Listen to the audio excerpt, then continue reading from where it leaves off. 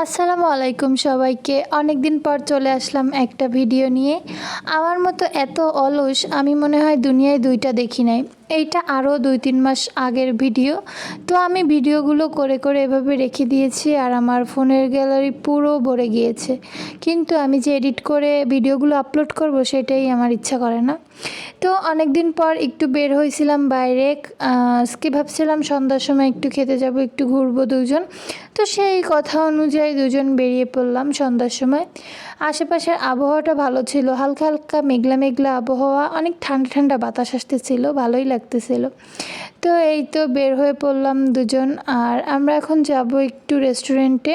ফার্স্টে ভাবছিলাম হচ্ছে একটু পার্কে যাব আর কি, কিন্তু পার্কে আর যাওয়া হয়নি, তাই রেস্টুরেন্টে যাচ্ছি।